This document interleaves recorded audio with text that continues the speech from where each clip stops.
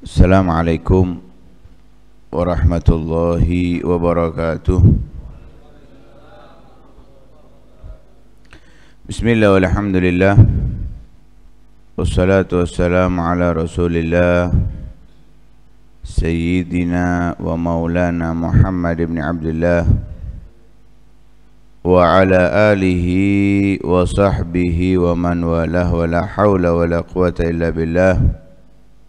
Subhanallah walhamdulillah wa la ilaha illallah, Allahu akbar,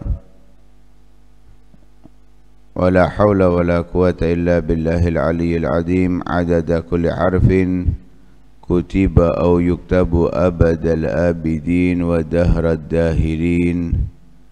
Subhanaka la ilma lana illa ma 'allamtana innaka antal alimul hakim. Nawayna at-ta'alluma wat-ta'lim wan-naf'a wal-intifa'a wat-tadhakkura wat-tadhkir wal-ifadata wal-istifadah wal-hatha 'ala at-tamassuki bi kitabillahi wa sunnati rasulih wad-du'a'i ila al-huda wad-dilalati 'ala al-khair ibtigha'a wajhillahi wa mardatihi wa qurbihi subhanahu wa ta'ala.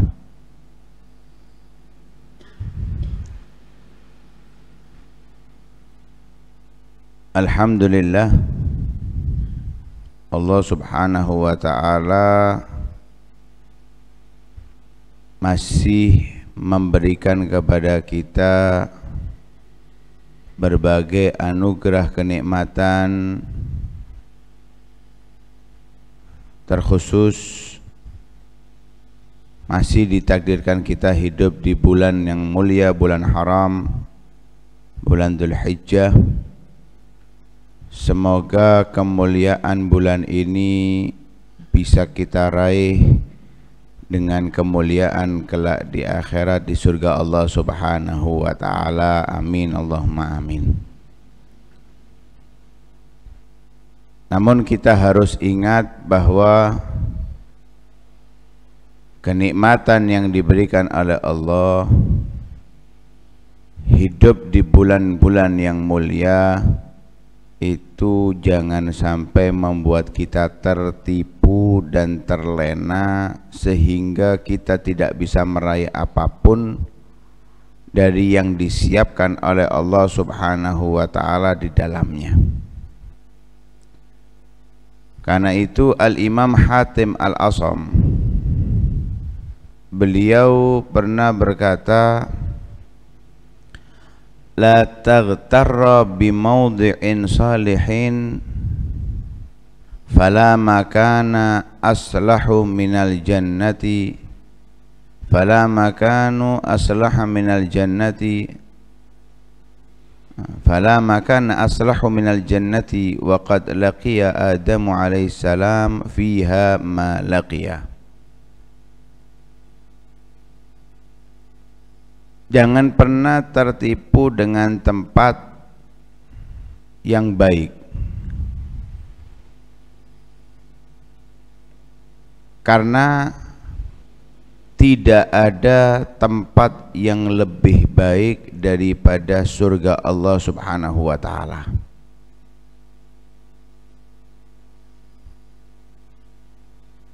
Kita harus ingat bahwa kisah Nabi Adam alaihissalam yang sudah tinggal di dalam surga hanya diberi satu larangan saja oleh Allah subhanahu wa ta'ala, yaitu memakan daripada buah yang dilarang, dari pohon yang dilarang.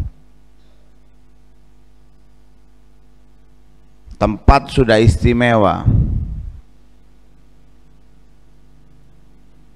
kerentek aja datang, apapun yang diinginkan didapatkan. Hotel itu semewah-mewahnya, dan kita diberi fasilitas yang paling sempurna, itu masih harus ngangkat teleponnya ngomong. Tapi kalau di surga nggak perlu, hanya lintasan hati sudah ada di depannya. Itu kalau di hotel sudah perlu ngomong, masih perlu dibuatkan terlebih dahulu. Kalau di surga sudah siap dengan apa yang kita inginkan. Kalau misalnya ini kepinginnya kambing guling, langsung wis matang kambing gulingnya. Dan rasanya nggak seperti di dunia. Tapi apa yang didapatkan oleh Nabi Adam alaihissalam atas rayuan iblis yang merayu dari Ibunda Hawa alaihissalam sehingga melangkah kaki, bergerak tangan, dan dimakan buah yang dilarang oleh Allah Subhanahu wa taala dengan tipu daya iblis yang mengatakan manahakuma rabbukuma antilkuma syajarati illa antakuna minal malakaini au takuna minal khalidin. Kalian dilarang oleh Allah untuk memakan dari pohon ini karena Allah nggak mau kalian kekal. Allah nggak mau kalian menjadi malaikat.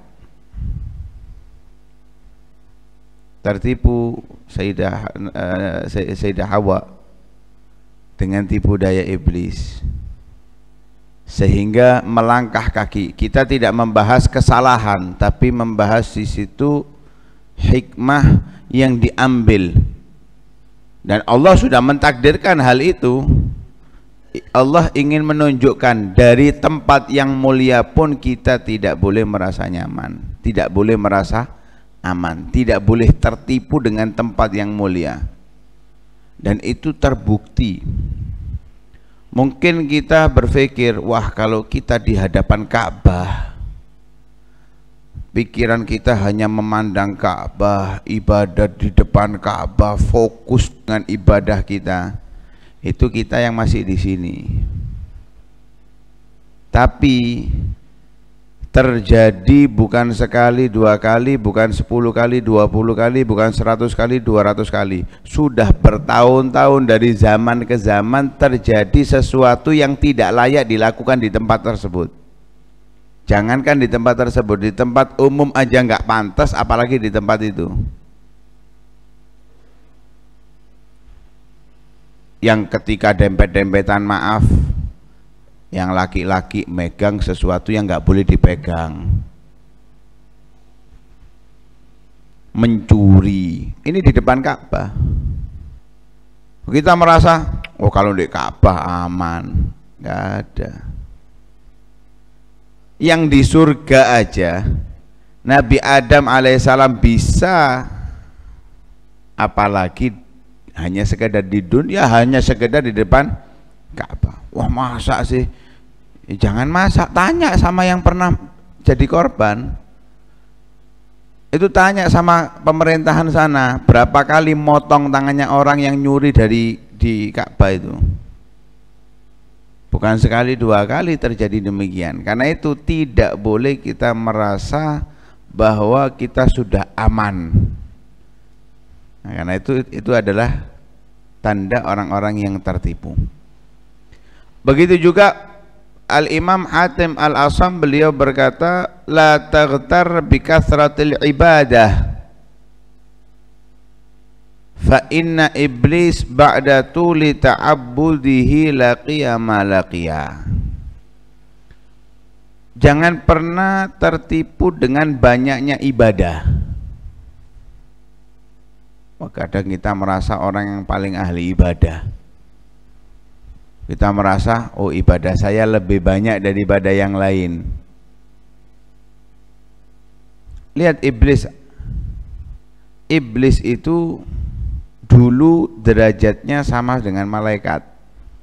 Karena itu dalam ayat Al-Quran, ketika Allah memerintahkan para malaikat untuk bersujud kepada Nabi Adam, yang nolak iblis. Loh kok bisa? Ya jelas yang diperintahkan malaikat kok, ya wajar iblis nolak, kan gitu. Itu maksudnya iblis dulu itu sederajat dengan para malaikat. Bahkan iblis itu ibadahnya luar biasa. Tapi dia tertipu dengan banyaknya ibadah, merasa lebih mulia dari hamba Allah yang lain, merasa lebih hebat dari hamba Allah yang lain, merasa lebih mulia daripada Nabi Adam. Karena itu Allah uji, banyaknya ibadah itu membuat dia merasa hebat atau justru merasa dia rendah di hadapan Allah Subhanahu wa ta'ala. Sehingga para malaikat dengan banyaknya ibadah tidak tertipu dengan ibadahnya, merendah di hadapan Allah, diperintahkan sujud nurut, karena yang dilihat adalah perintah Allah Subhanahu wa ta'ala. Sedangkan iblis tertipu dengan banyaknya ibadah, akhirnya istakbaro wa kana minal kafirin, merasa sombong karena merasa ibadahnya lebih banyak. Ini makhluk baru kok saya disuruh sujud kepada makhluk yang baru. Sombong, wa kana minal kafirin, sehingga iblis menjadi orang yang kufur dari perintah Allah Subhanahu wa ta'ala. Pakai dalil lagi iblis, khalaqtan ana khairun minhu khalaqtani min nar wa khalaqtahu min tin. Ya Allah, aku lebih baik daripada Adam. Engkau ciptakan aku dari api, engkau ciptakan Adam dari tanah. Ini siapa yang membuat perbandingan api lebih baik dari tanah? Iblis sendiri, bukan Allah. Allah mau nyiptakan dari A, dari B, semua di mata Allah sama. Inna akramakum indallahi atqakum, yang mulia di hadapan Allah itu yang paling bertakwa. Dan takwa itu hahuna, katanya Nabi. Takwa itu letaknya di hati.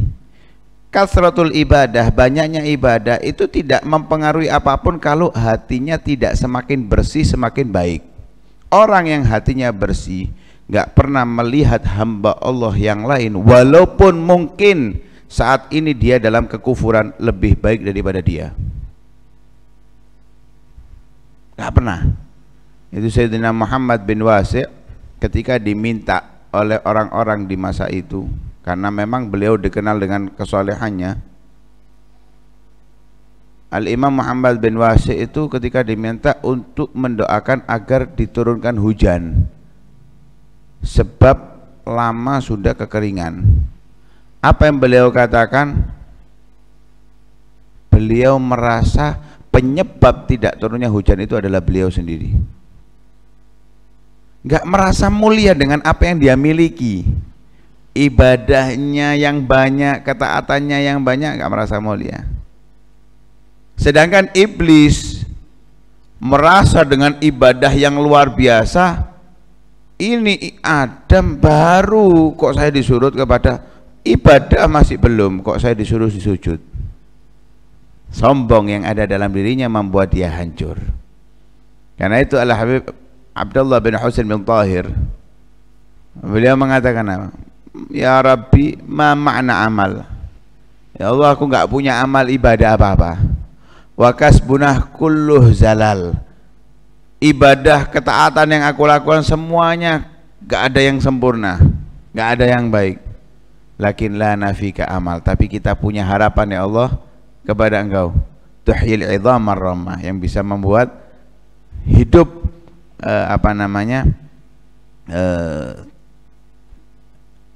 semangat untuk melakukan ketaatan dan ibadah.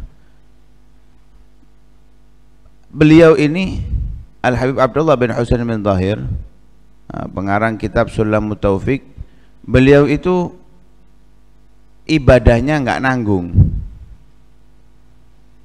24 jam waktu hidupnya untuk ibadah kepada Allah, tapi sistematis, ada sistemnya, bukan kak turu belas, enggak. Tidurnya nilainya ibadah. Karena apa? Digunakan istirahat, ngisi energi untuk ibadah. Tidur itu mubah. Mubah itu kalau niatnya baik jadi baik, kalau niatnya buruk jadi buruk. Kemudian beliau bukan juga terus nggak makan, makan beliau. Di masa-masa belajarnya beliau itu kalau makan beliau itu gantian dengan saudaranya yang bernama Habib Thahir bin Husain bin Thahir. Gantian makan. Kalau yang makan kakaknya, adiknya baca kitab. Kalau yang makan adiknya, kakaknya yang baca kitab. Sampai dengan banyaknya ibadah itu, full waktunya ibadah.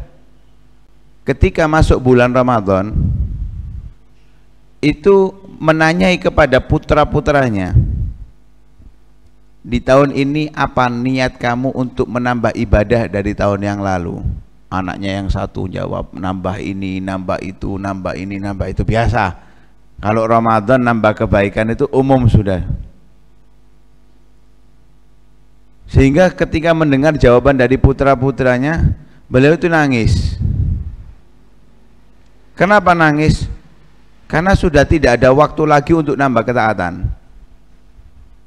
Bukan dengan kesibukan duniawi, tapi waktunya sudah full untuk ibadah. Mau nambah lagi nggak bisa. Batas kemampuan manusianya sudah nggak bisa nambah ketaatan lagi. Beliau nangis. Kenapa? Merasa selalu kurang dari ibadah. Kalau kita kan nggak, wis wakeh ibadahku. Sedino sajus aku iki le. Gak nemu kon saiki, jarang wong sedina sak jus. Iya kalau orang sekarang. Tapi kan masa kita hitungannya itu dengan orang sekarang. Orang dulu Imam Syafi'i itu sehari sekali khataman Al-Qur'an. Kalau Ramadan sehari 2 kali, itu selain tarawehnya. Wah, itu kan Imam Syafi'i. Loh, yang ngasih Imam Syafi'i itu siapa? Yang memberi kekuatan Imam Syafi'i itu siapa? Allah. Terus yang ngasih kita kekuatan siapa? Allah. Hanya saja kita ini dengan sedikit ibadah merasa hebat.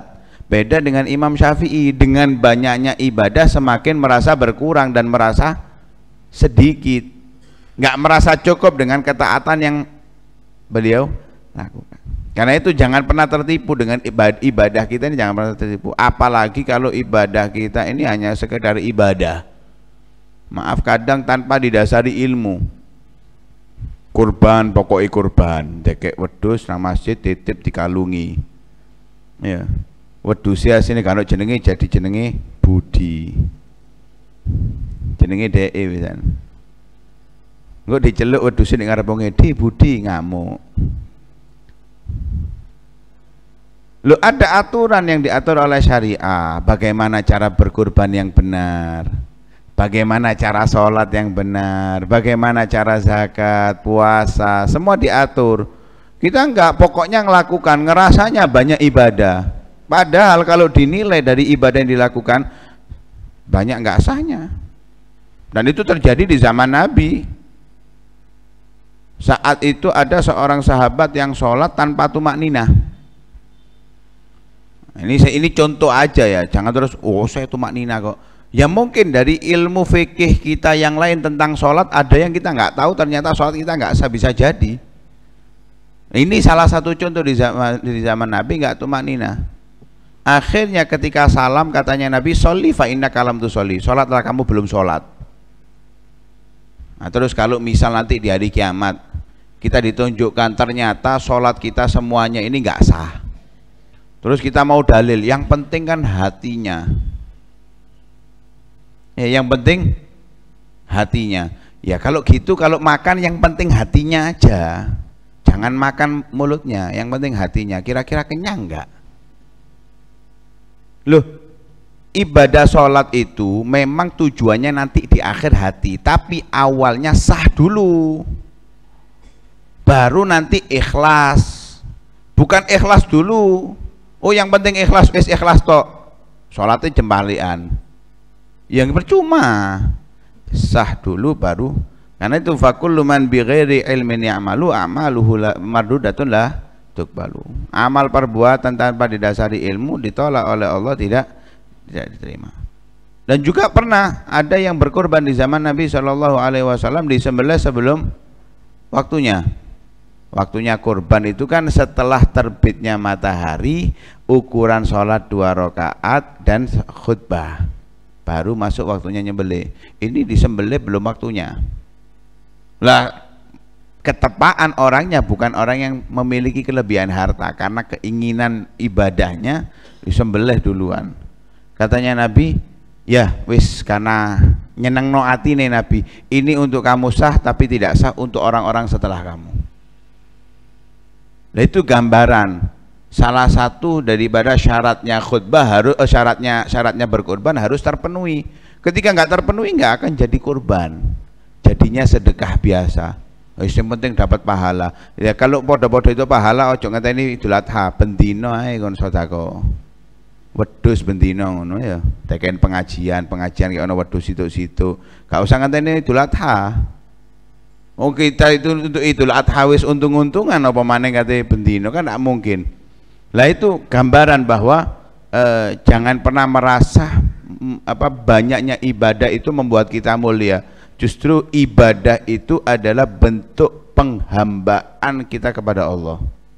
Haji, berangkat haji, kepingin diceluk apa? Keliru. Kita berangkat haji itu untuk menghambakan diri kepada Allah. Pulang, semakin rasa takut kita kepada Allah semakin besar. Bukan pulang, aku is haji lek ngene iki, aku iso bimbing. Lho itu kan iki kerja dah. Kamu ini berangkat ini tujuannya pulang punya pekerjaan gitu dah. Kita ke sana itu menghambakan diri kepada Allah, pulang harus semakin merunduk. Itu diantara tanda haji yang mabrur. Kalau enggak, hajinya mabur, hilang kemana nggak tahu sudah. Hanya titel haji fulan, haja fulan. Kadang nggak diceluk haji, nggak diceluk abah, nggak diceluk umi, ngamuk. Ya gentina jenenge umi ngono lho, cek diceluk umi. Ya, engko jenenge celuk jenenge asline gentin haji ngono wis. Jadi celuk haji sak mungkin gak wis. Sadurunge berangkat bila perlu wis ganti dhisik. Ya, dadi mulai jadi celuk haji. Kemudian yang ketiga beliau mengatakan wala taghtar bi kasratil ilmi fa inna bal'am kana yuhsinu ismallahil a'zam fandur madza laqi. Jangan pernah tertipu dengan banyaknya ilmu. Karena ada seorang yang sangat alim, bahkan kealimannya beliau itu sampai di derajat mengerti nama Allah Subhanahu wa taala yang a'zam, yang paling agung. Semua nama Allah itu adalah nama-nama yang agung, sifat-sifat yang agung yang disematkan kepada Allah Subhanahu wa taala. Tapi yang teragung ini disembunyikan oleh Allah. Hanya orang-orang khusus, orang-orang yang mulia yang diberikan oleh Allah pengetahuan tersebut. Lah apa fungsinya? Orang yang berdoa menggunakan Ismullahil A'zam pasti diijabahi oleh Allah Subhanahu wa taala. Sehingga banyak perbedaan antar ulama. Ada yang mengatakan Ismullahil A'zam itu ya lafdzul jalalah, itu Allah. Ada yang mengatakan kalimat ya Rabb, ya Rabb itu adalah Ismullahil A'zam. Ada yang berpendapat Ismullahil A'zam itu adalah al-himmah, semangat pengabdian diri kepada Allah, dan saat berdoa betul-betul memohon kepada Allah, itu adalah Ismullahil A'zam. Alhasil itu semuanya perbedaan. Sedangkan ini Bal'am bin Ba'ura sudah pasti dia tahu Ismullahil A'zam. Artinya bukan sekedar alim ya, ini sangat-sangat alim. Tapi lihat, dia tertipu dengan tawaran-tawaran manis daripada duniawi sehingga dia berani melawan Nabi Musa alaihissalam. Apa yang dihasilkan? Dengan keilmuannya, dengan kefahamannya tentang Ismullahil A'zam, bahkan ilmunya digunakan untuk memusuhi Nabi Musa alaihissalam. Diibaratkan oleh Allah Subhanahu wa taala, masaluhu kamatsalil kalbi in tahmilhu yalhath au tatrukhu yalhath. Permisalan seperti Bal'am bin Ba'ura itu seperti anjing. Dibiarkan dia jilat, menjulurkan lidahnya,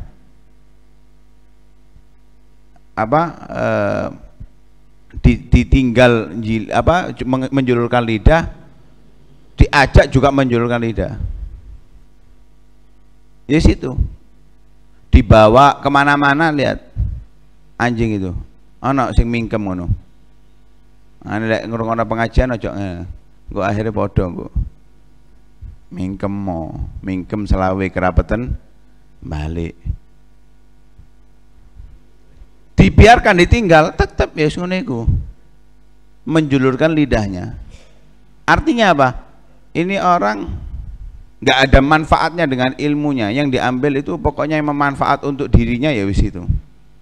Karena itu nggak boleh seorang ulama merendahkan dirinya untuk urusan duniawi, nggak boleh. Sebesar apapun nilainya, karena ilmu yang dibawa itu lebih mahal daripada dunia dan seisinya. Ilmu yang dia bawa itu lebih berharga daripada dunia dan seisinya. Nggak bisa dinilai dengan 1 juta, 2 juta, 100 juta, 200 juta, 1 M, 1 T, nggak bisa dinilai. Al-Imam Ali bin Abi Thalib mengatakan, man allamani harfan sirtu lahu abdan. Dia siap, katanya Imam Ali, saya siap menjadi budaknya orang yang mau mengajari aku 1 huruf. Budak itu diperjualbelikan, anggap nilainya 10 juta, ele-elean. 1 huruf nilainya 10 juta. Alif ba ta sa sampai ya itu berapa huruf? 29 huruf. Sing ngitung 28 kurang hamzai. Ya, sing ngitung 28 kurang hamzai. 29 huruf. Pira gue san? 290. Iki sik huruf tok. Durung lek digandeng aba, ata, iku lek sak ikra wis pira wisan. Itu masih ikroknya, belum Al-Qur'annya. Al-Qur'annya itu 6.666 ayat. Bismillahirrahmanirrahim itu 1019. Al-Fatihah itu 154, 155 atau 156. Ping wis. Berapa? Itu belum ilmu fikihnya. Iki sak Indonesia didol gawe tuku ilmu fikih tok gak tutuk. Karena itu nggak bisa dinilai dengan uang ilmu. Lah orang yang punya ilmu itu harus memiliki satu sifat yang pasti.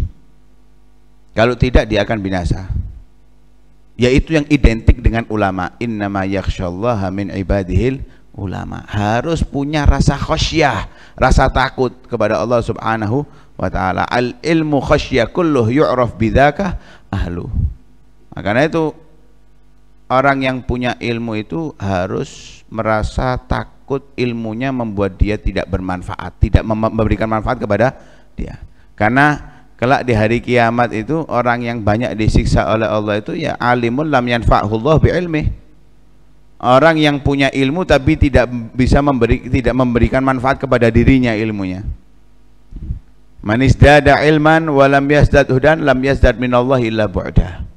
Orang yang tambah ilmu tapi tidak bertambah dekat kepada Allah, justru dia akan semakin jauh dan semakin jauh dari Allah Subhanahu wa ta'ala. Karena itu nggak boleh tertipu dengan ilmu. Terakhir, Al-Imam Hatim Al-Asam mengatakan, wala taghtar bi ru'yati shalihin fala syakhsa akbar manzilatan indallahi minal Mustafa sallallahu alaihi wasallam walam yantafi biligaihi agaribuhu wa a'da'u. Jangan pernah kita merasa hebat dengan melihat wajahnya orang soleh. Melihat wajahnya orang soleh itu bagus, penting dalam kehidupan kita. Kalau bisa sering, bahkan untuk mengobati hati kita itu bukan hanya sekedar melihat mereka, duduk di majelisnya mereka, sering kumpul dengan mereka. Orang yang soleh kumpulono, wong kang soleh kumpulono. Itu termasuk adalah obat hati, untuk mengobati hati kita yang kotor, hati kita yang banyak kerahnya ini, untuk dibersihkan dengan kumpul bersama orang-orang soleh. Tapi jangan merasa hebat, wah saya dekat dengan ulama fulan, saya dekat dengan kiai fulan, saya dekat dengan orang soleh fulan. Dekat dengan mereka. Dekatnya ini apa? Dekat jasadnya, apa dekat rohnya? Karena yang dianggap dekat itu secara hakiki adalah hatinya yang dekat. Jaraknya jauh, nggak pernah ketemu bahkan, tapi dicintai oleh orang tersebut, orang soleh tersebut, itu cukup. Tapi nggak boleh kita terus merasa hebat dengan itu. Kadang kita ini nyedek wong soleh mek digawe pansos. Ngerti pansos? Pansos itu hanya untuk cari nama, cari muka saja. Buk foto dipajang, oh saya dekat dengan fulan, oh, ini saya pernah kumpul sama fulan, saya pernah duduk sama fulan, saya pernah semobil dengan fulan. Hanya untuk itu aja. Ketemu ulama minta foto, ketemu, kebanyakan foto. Nah, ini dampaknya antara dua. Antara yang pertama, ulamanya yang asli gak seneng foto, akhirnya seneng foto, dan itu termasuk kita ngerusak ulama. Dampak yang kedua, kita mengganggu kesenangan mereka. Mereka nggak seneng di foto, tapi karena apa? Nyeneng no hati. Itu biasa sifatnya orang-orang soleh itu apa? Jaber khotir. Nggak mau membuat orang itu merasa Allah diterima. Nggak mau seperti itu. Akhirnya ya wis foto. Terpaksa. Mereka melakukannya secara terpaksa. Antara dua ini wis. Makanya nggak perlu apalagi rame-ramean bingung selfie nih. Bukan itu yang tujuan dekat itu. Dekat itu dekat hatinya. Hati kita sambung dengan mereka. Mereka pun merespon hatinya dengan kita. Demikian mereka itu dekatnya dengan hal tersebut. Dan kita ketika dekat dengan orang soleh nggak boleh terus kita merasa, aku kan cedek karo iki. Aku lek salah ya pasti dikandani. Enggak, semua kesalahan kita akan diingatkan.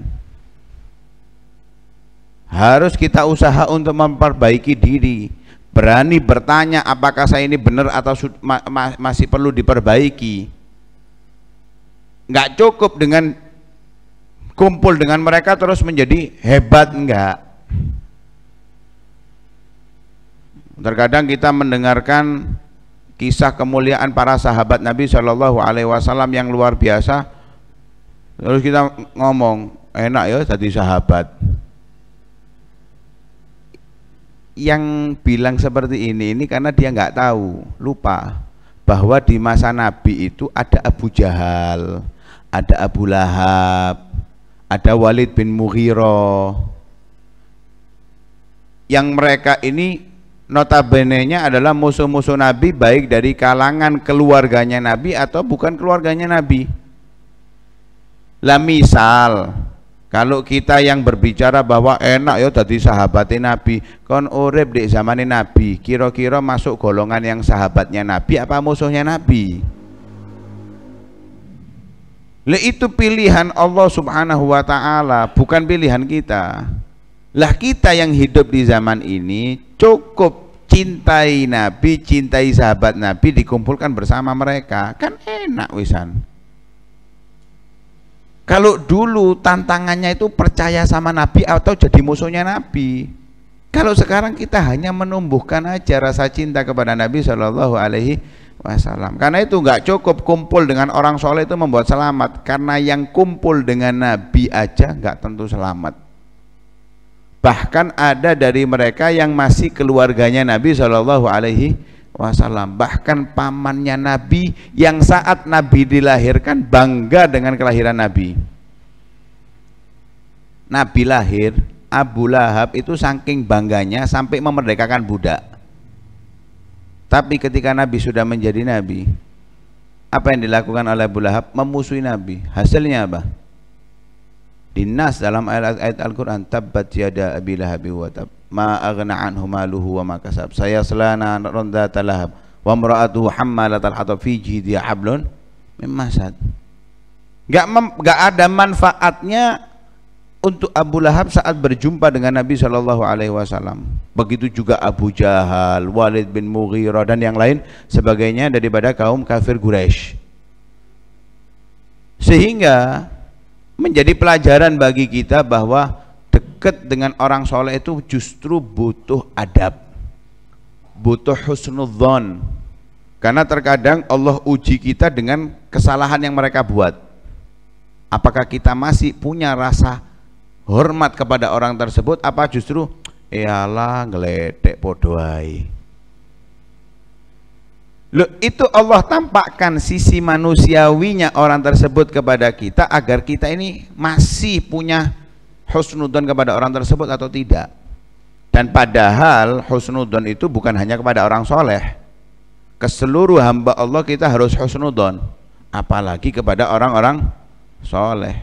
Nah, justru itu yang lebih berat, husnudzon kepada orang-orang soleh ketika Allah tampakkan sisi sifat manusiawinya kepada kita. Karena itu di bulan yang mulia ini, di bulan haram ini, dan masuk di bulan yang akan datang, masih di kita di bulan haram ini, jangan sampai kemuliaan bulan haram yang disampaikan oleh Nabi membuat kita tertipu. Wah, Masya Allah kita hidup di bulan haram, tapi kita tidak bisa mengambil manfaat apapun dari mulianya bulan haram ini. Karena itu mudah-mudahan Allah Subhanahu wa Ta'ala memberikan kita semangat untuk meningkatkan kualitas ibadah kita, ketaatan kita kepada Allah, dan Allah tingkatkan kembali rasa takut kita kepada Allah Subhanahu wa Ta'ala. Allah hilangkan tipu-tipu daya dari iblis, dari setan dan dari dunia untuk kita, dan mudah-mudahan Allah tetapkan keimanan kita dalam keadaan yang lebih baik dan lebih sempurna. Amin ya rabbal alamin. Sallallahu ala sayyidina Muhammadin wa ala alihi wasallam. Alhamdulillahi rabbil alamin. La